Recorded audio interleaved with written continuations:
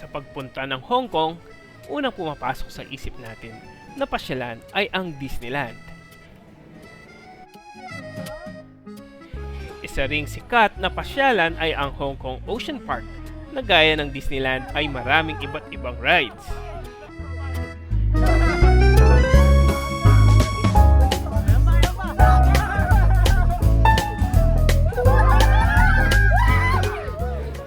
In this video, mula sa Hong Kong, lilibutin muna natin ang Macau sa kanyang magagandang mga resorts and casino, mga kainan, cultural landmark at sasakay ng ferry pabalik ng Hong Kong.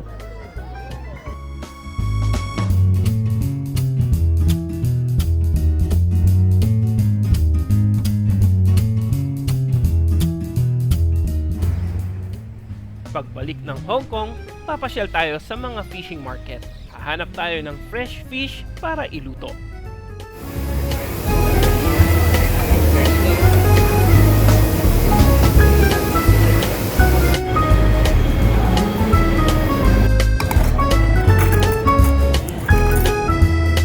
Di sila kasya, guys.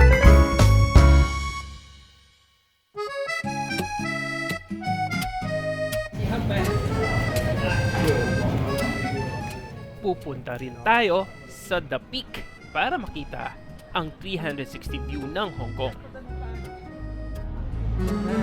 Lamig ko. Samahan nyo akong muli dito sa Pops Day Off.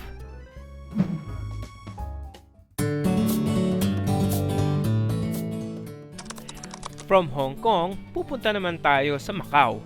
Mula sa Hong Kong, sasakay tayo ng bus ng mahigit kumulang 2 oras. Ang Macau ay isang special administrative region ng China. Dati itong Portuguese colony kaya ang mga infrastruktura ay may halong Portuguese at Chinese. Dinarayo ang 17th century remnants ng ruins of St. Paul dahil ito ay isa sa pinakasikat na landmark ng Macau at malaking parte ng kasaysayan. Itinayo ito noong 1602 at nasira noong 1835. Maliban sa mga historical and cultural attraction at museum, dito rin ang mga naggagandahang mga casino and entertainment complex gaya ng Venetian Macau, The Parisian Macau, City of Dreams Macau, and MGM at iba pa.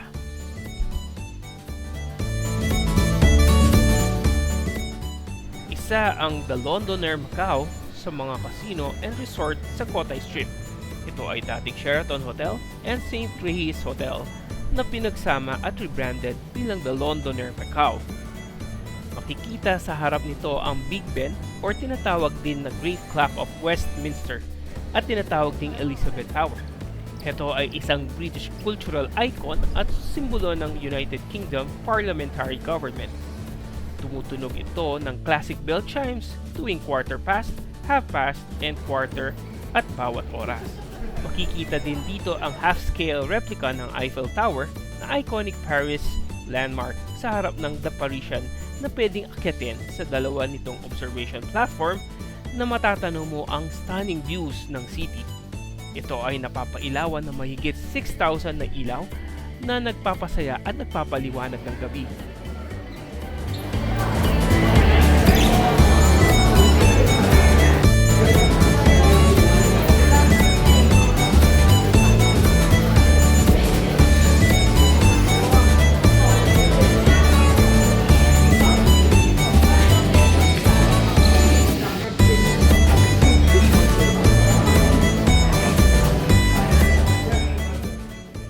Siyempre, hindi magpapahuli ang mga iba't ibang restaurant dito na nagsiserve ng iba't ibang klase ng mga pagkain para sa mga turista.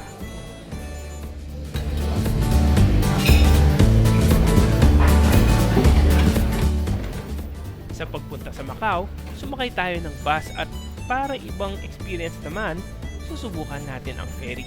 Paalala lang sa mga biyahilo, uminom muna ng gamot para sa pagkahilo, huwag masyadong busog, or maghanda ng supot. At para sa mas komportableng biyahe, mas nire-recommenda ang mag-bus na lang.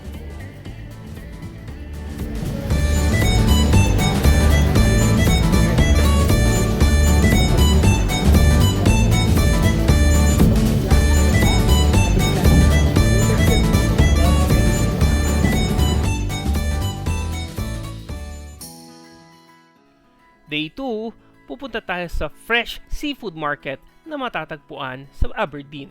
Hindi ito tradisyonal na sightseeing venue dito sa Hong Kong. Pero kung mahilig kayong magluto o mahilig sa seafood, mag-e-enjoy kayo sa pagpasyal or pagbili ng isda or mga crustaceans. Pwede nyo rin subukan ang sampan ride. Ang sampan ay isang flat-bottom traditional fishing boat na gawa sa kahoy galing China. Ito ay madalas na ginagamit ng mga mangingisda sa mga rivers o mga lapit-lapit na baybayin.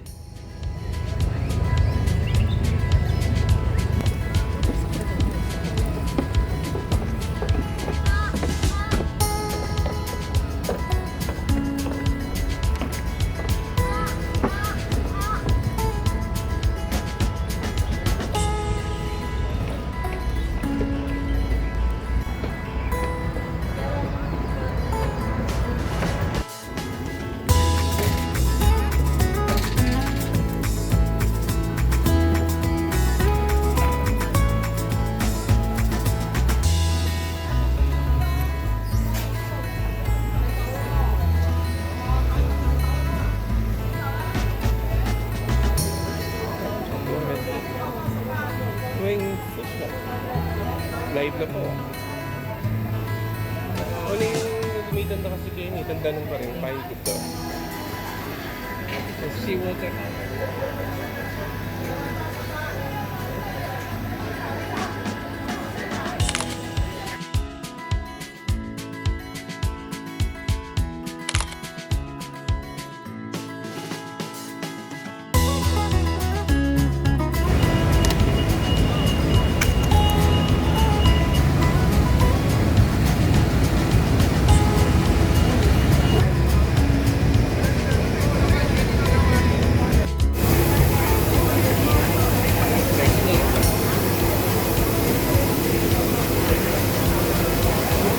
Din.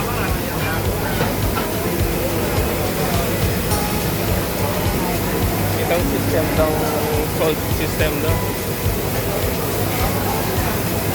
Tingnan mo rin yun, kabida. Kaya ako, price na. Wow.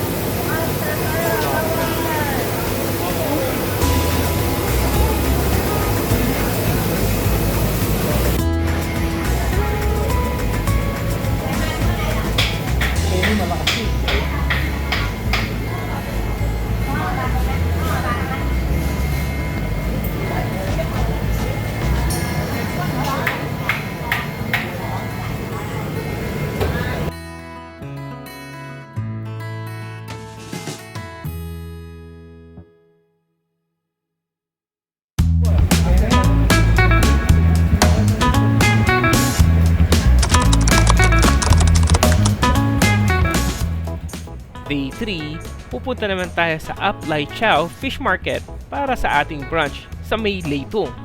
Bibili tayo ng mga fresh seafood na pwedeng paluto sa second floor. Aircon. Go! Hello guys, we are here in Leitung.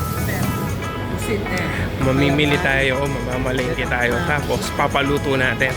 Parang dampa. Bibili tayo ng mga... Ito yung tinatanong ko kung ano to.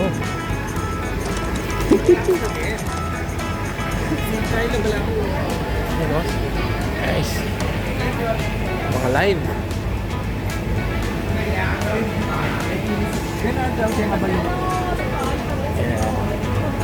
Abalone.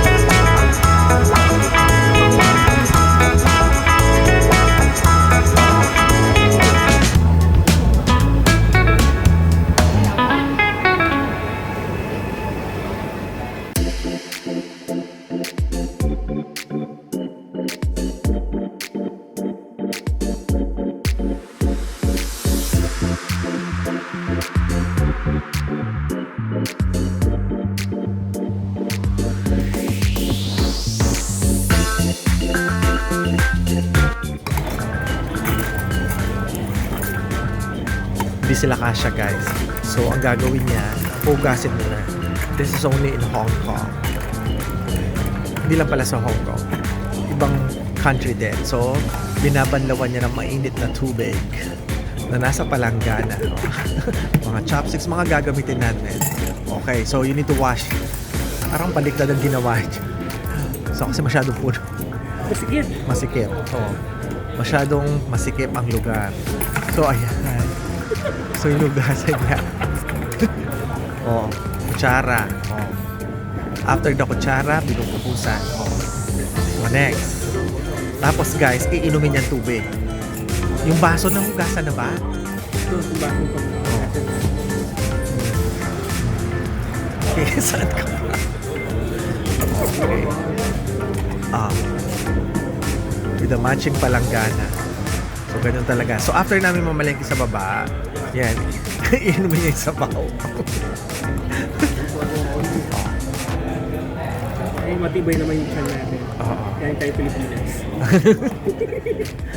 Oh, yan, dumarating na yung mga people. Oh. Yung experience namin, guys. Ay, this is So, different experience. Lagi na tayo pumupunta sa Hong Kong, Disneyland, lagi tayo sa Ocean Park. This one is totally different. One of the famous dito sa Hong Kong. Nandito siya. Sa Pilipinas na may ganito. Oo. Kung mamamalengke ka sa baba, papaluto mo dito sa taas. Parang dampa style. Oo. Parang dapat tayo. Mainit na tubig.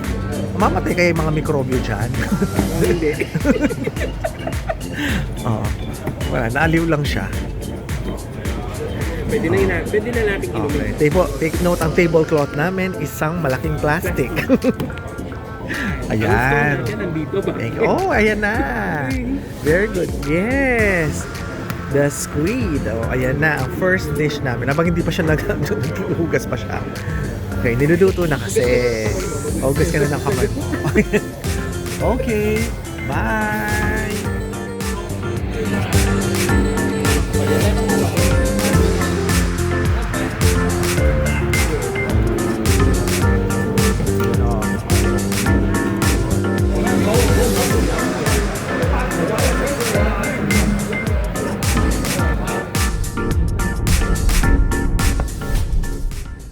Pagkatapos nating kumain, pumunta tayo sa Victoria Peak o ang tinatawag na The Peak. Ang The Peak ay isa sa pinakasikat na tourist destination sa Hong Kong. Dito makikita ang perfect views of the sunset or night skyline. Makikita rin dito ang Symphony of Lights. Ito ang light and sound show across Victoria Harbour na ginaganap araw-araw.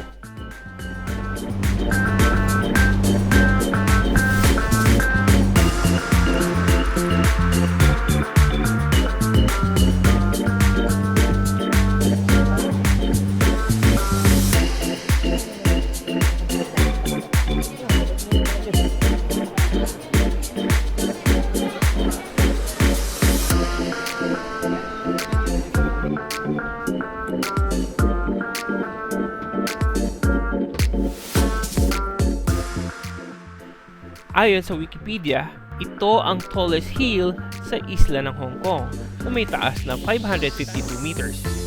Para makapunta dito, pwedeng sumakay ng bus, cab, or ang pinakapinipilahang The Peak Tram.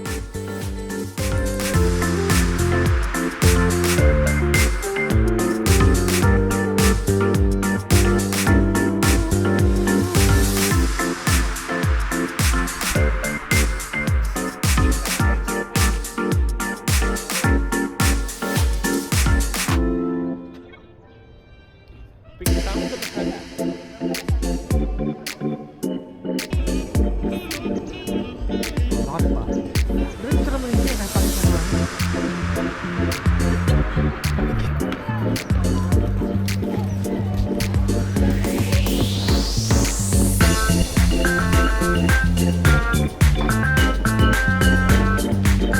Ito tayo doon.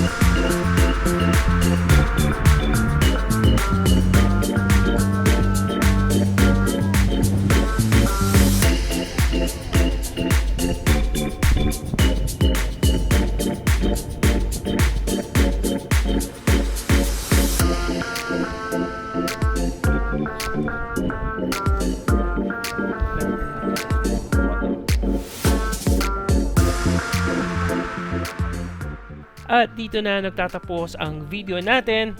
Please click subscribe, like, and click the notification bell para sa mga susunod na video.